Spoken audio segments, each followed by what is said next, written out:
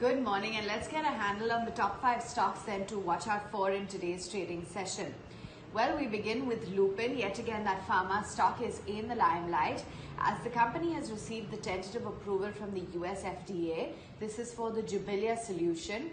The company's approvals for the generic Jublia solution has an annual sales of close to $223 million in the United States. So watch out for this candidate in trade today.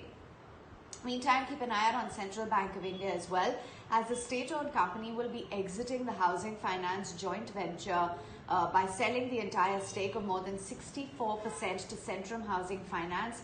This is for a sum of about 160 crore rupees. In fact, they have entered into this agreement with all the regulatory approvals.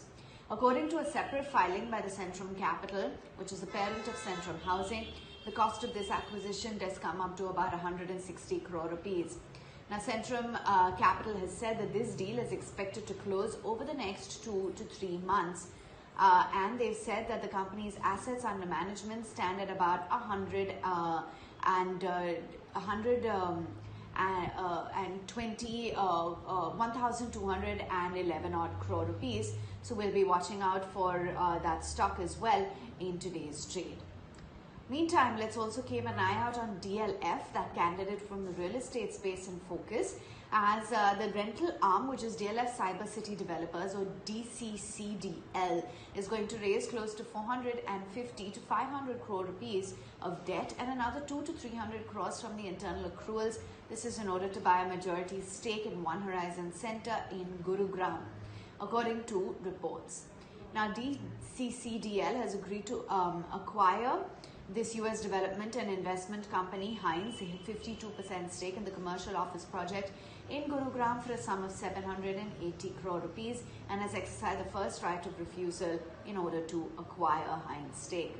In fact, according to the management, they say that this acquisition will be highly value accretive, and it is going to be approximately 150 to 160 crores of the annual rental business.